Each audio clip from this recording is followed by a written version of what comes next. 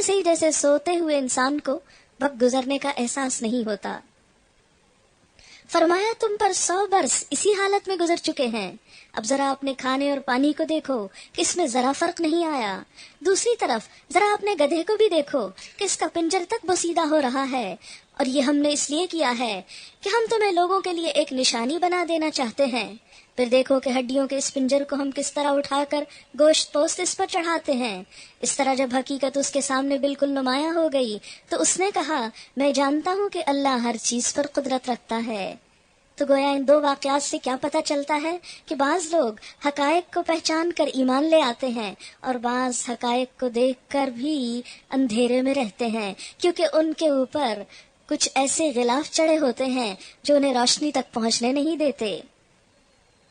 اور وہ واقعہ بھی پیش نظر رہے جب ابراہیم علیہ السلام نے کہا تھا مالک مجھے دکھا دے تو مردوں کو کیسے زندہ کرتا ہے، یعنی میں تجھ کو تو مانتا ہوں، تیری تخلیق کو بھی مانتا ہوں، بس یہ جاننا چاہتا ہوں تو کرتا کیسے ہے۔ فرمایا کیا تو ایمان نہیں رکھتا؟ اس نے عرض کیا ایمان تو رکھتا ہوں مگر دل کا اطمینان درکار ہے۔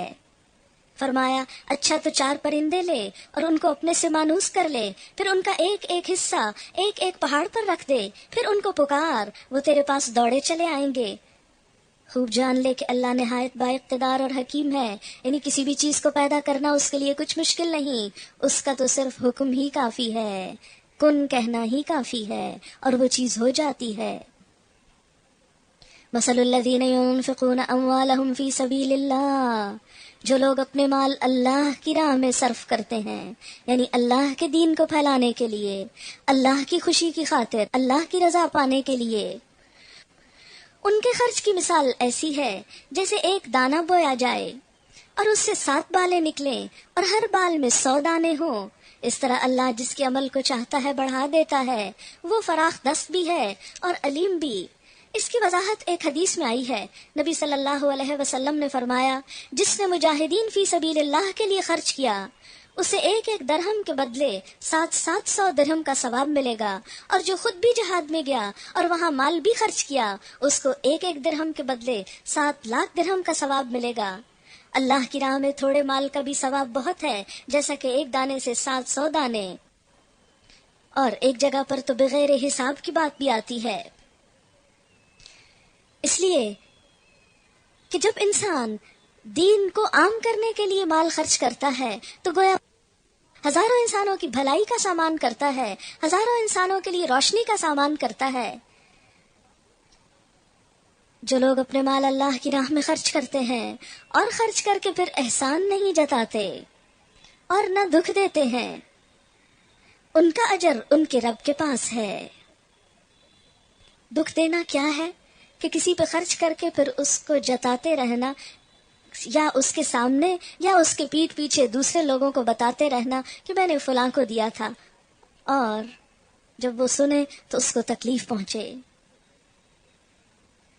ایسے لوگ اللہ کے غضب کے مستحق ہیں، لیکن جو لوگ اس بری صفت سے بچ جائیں، فرمایا ان کا اجر ان کے رب کے پاس ہے اور ان کے لیے کسی رنج اور خوف کا موقع نہیں۔ ایک میٹھا بول، ایک میٹھا بول اور کسی ناگوار بات پر ذرا سی چشم پوشی اس خیرات سے بہتر ہے جس کے پیچھے دکھ ہو۔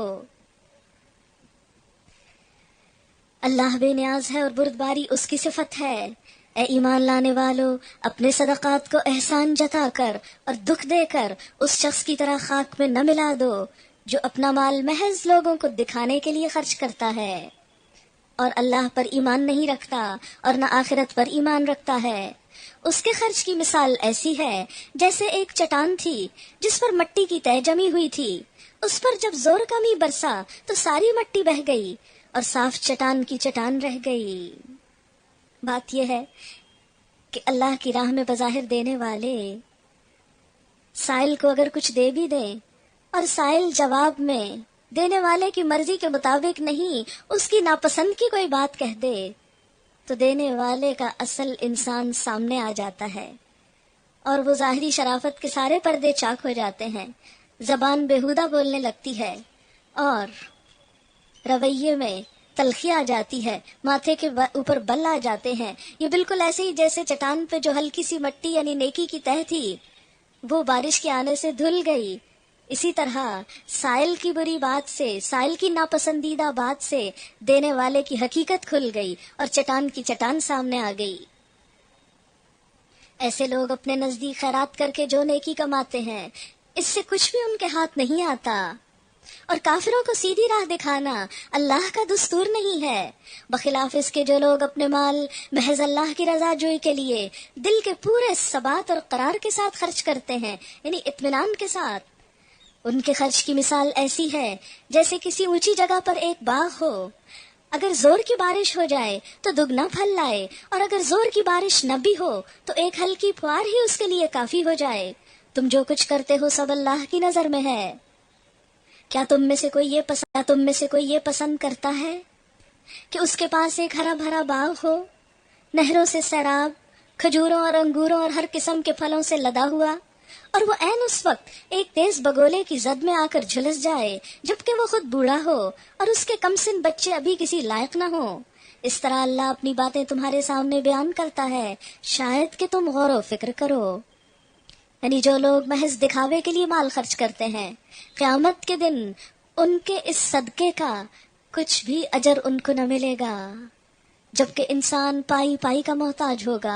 یہ بالکل ایسا ہی ہے جیسا ایک شخص ساری زندگی باغ لگاتا رہا، مال جمع کرتا رہا، اور عین بڑھاپے کی حالت میں جبکہ وہ محتاج تھا جو سب کچھ جل کے رہ گیا، ختم ہو گیا۔ اب اس کی حسرت و یاس اور اس کی مایوسی کا کیا علم ہوگا۔ بالکل ایسا شخص جو دنیا میں بظاہر نیکی کا کام کر رہا ہے، لیکن یہ لبادہ اس نے صرف لوگوں کو دکھانے کے لیے اوڑھ رہا ہے، اور اس کی اس نیکی کے اندر اللہ کی رضا کی طلب نہیں، تو قیامت کے دن اس شخص کو بھی ایسی ہی مایوسی کا سامنا ہوگا۔ یا ایھا الذین آمنوا انفقوا من طیبات ما کسبتم، اے لوگو جو ایمان لائے ہو، جو مال تم نے کمائے ہیں اور جو کچھ ہم نے زمین سے تمہارے لیے نکالا ہے، اس میں سے بہتر حصہ خدا کی راہ میں خرچ کرو۔ کیونکہ عام طور پر انسان کی نفسیات کیا ہوتی ہے کہ اپنے لیے تو اچھی اچھی چیز، اور جب دوسروں کو دینے کی باری آئے تو وہ چیزیں جو گھٹیا مال ہوں یا ان کو استعمال کو دل نہ چاہتا ہو، صرف وہی صدقہ کی جائیں۔ تو بات یہ ہے، کل ہم نے پڑھا تھا کہ جو ضرورت سے زائد ہو وہ تو دے دو، یعنی جو تم نے استعمال نہیں کرنا وہ کسی اور کو استعمال کرنے دو۔ ایسی صورت میں تو کچھ ناگوار چیزیں دی جا سکتی ہیں، لیکن ہمیشہ ایسا ہی نہیں ہونا چاہیے۔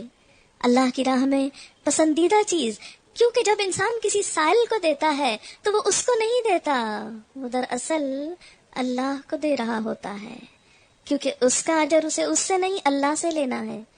تو اللہ سے ہم کیا چاہتے ہیں کہ وہ بھی کمتر درجے کا اجر ہم کو دے جیسا ہم اس کی راہ میں دے رہے ہیں؟ نہیں، اچھی چیز خرچ کرو، ایسا نہ ہو کہ اس کی راہ میں دینے کے لیے بری سے بری چیز چھانٹنے کی کوشش کرنے لگو۔ حالانکہ وہی اگر چیز تم کو دی جائے تو تم ہرگز اسے لینا گوارا نہ کرو گے، الا یہ کہ اس کو قبول کرنے میں تم اغماض برت جاؤ۔ کسی کو دیتے ہوئے یہ سوچو کہ اگر تم اس کی جگہ کھڑے ہوتے تو کیا یہ لینا پسند کرتے؟ نہیں، تمہیں جان لینا چاہیے کہ اللہ بے نیاز ہے اور بہترین صفات سے متصف ہے۔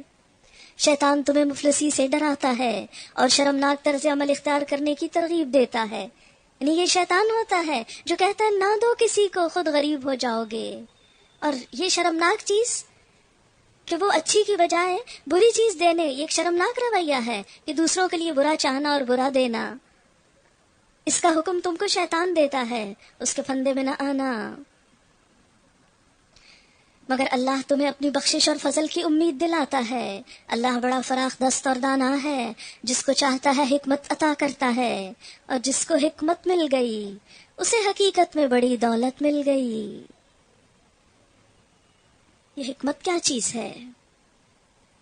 دین کی سمجھ، اور اس سمجھ کے ساتھ دین پر عمل کرنے کا سلیقہ، مناسب وقت میں مناسب فیصلہ، ضرورت کو سمجھتے ہوئے نیکی کے کام میں آگے بڑھ جانا اور انتظار نہ کرنا۔ ان باتوں سے صرف وہی لوگ سبق لیتے ہیں جو عقل مند ہیں۔ تم نے جو کچھ بھی خرچ کیا ہو اور جو نظر بھی مانی ہو، اللہ کو اس کا علم ہے۔ تم ایک پائی بھی کسی کے ہاتھ پر رکھتے ہو وہ جانتا ہے، اور ظالموں کا کوئی مددگار نہیں۔ اگر اپنے صدقات علانیہ دو، یعنی کسی کے سامنے خرچ کرو، تو یہ بھی اچھا ہے۔ کیوں؟ اس لیے کہ دوسروں کو دیکھ کر شوق آتا ہے کہ اگر اس نے خرچ کیا تو مجھے بھی کچھ کرنا چاہیے۔ لیکن اگر چھپا کر حاجت مندوں کو دو تو یہ تمہارے حق میں زیادہ بہتر ہے کہ ان کی بھی عزت نفس مجروح نہیں ہوگی اور تمہاری بھی نیت میں خلل نہیں آئے گا۔ تمہاری بہت سی برائیاں اس طرز عمل سے محو ہو جاتی ہیں، اور جو کچھ تم کرتے ہو اللہ کو بہرحال اس کی خبر ہے۔ لوگوں کو ہدایت بخش دینے کی ذمہ داری تم پر نہیں، ہدایت تو اللہ ہی جسے چاہتا ہے بخشتا ہے، اور خیرات میں جو مال تم خرچ کرتے ہو وہ تمہارے اپنے ہی لیے بھلا ہے، آخر تم اسی لیے تو خرچ کرتے ہو کہ اللہ کی رضا حاصل ہو۔ جو کچھ مال تم خیرات میں خرچ کرو گے اس کا پورا پورا اجر تم کو دے دیا جائے گا، اور تمہاری حق تلفی ہرگز نہ ہوگی۔ خاص طور پر مدد کے مستحق وہ تنگ دست لوگ ہیں جو اللہ کے کام میں ایسے گر گئے کہ اپنے ذاتی کسب معاش کے لیے زمین میں کوئی دوڑ دھوپ نہیں کر سکتے۔ اشارہ ہے اصحاب صفہ کی طرف جو اپنے گھر بار چھوڑ کر دین کا علم حاصل کرنے کے لیے دن رات کئی سال تک مسجد نبی میں رہے۔ مسجد نبی کے قریب ایک چبوترا تھا صفہ نام کا، وہاں ان کا ٹھکانہ تھا۔ دن کو تعلیم حاصل کرتے، راتوں کو عبادت کرتے، اور جب نبی صلی اللہ علیہ وسلم کسی غزوے کے لیے نکلتے تو خود کو فی سبیل اللہ، اس اسٹینڈنگ آرمی تو کوئی تھی نہیں، فی سبیل اللہ جہاد کے لیے پیش کرتے، ضرورت کے وقت تلوار بھی اٹھاتے اور جہاد بھی کرتے، جنگ بھی کرتے۔ ایسے لوگ اپنی دنیا کے لیے زیادہ کام کرنے کے قابل نہ رہے، لہذا حکم دیا جا رہا ہے کہ ان کے اوپر خرچ کرو۔ تمہارے صدقات کے بہترین مستحق وہ لوگ ہیں جو خود اپنی کمائی کے لیے زمین میں دوڑ دھوپ نہیں کر سکتے۔ ان کی خودداری دیکھ کر ناواقف شخص گمان کرتا ہے کہ یہ خوشحال ہیں، کیونکہ جو شخص اللہ کے راہ میں نکلتا ہے وہ کسی احساس کمتری میں مبتلا نہیں ہوتا، وہ خود کو مظلوم نہیں سمجھتا، وہ خود کو مسکین بنا کر پیش نہیں کرتا، وہ بہت عزت والا ہوتا ہے۔ لہٰذا ان کے اس چہروں پر اس خوشی کو دیکھ کر جو اللہ کے دین کی خدمت کر کے حاصل ہوتی ہے، عام طور پر لوگ دھوکہ کھا جاتے ہیں۔ وہ سمجھتے ہیں کہ یہ خوشحال ہیں، تم ان کے چہروں سے ان کی اندرونی حالت پہچان سکتے ہو، مگر وہ ایسے لوگ نہیں کہ لوگوں کے پیچھے پڑ کر کچھ مانگیں۔ ان کی مدد میں جو مال تم خرچ کرو گے وہ اللہ سے چھپا نہ رہے گا۔ ان کی ایک خاص خصوصیت بتائی گئی کہ وہ لوگوں کے پیچھے پڑ کر سوال نہیں کرتے، ہاتھ نہیں پھیلاتے،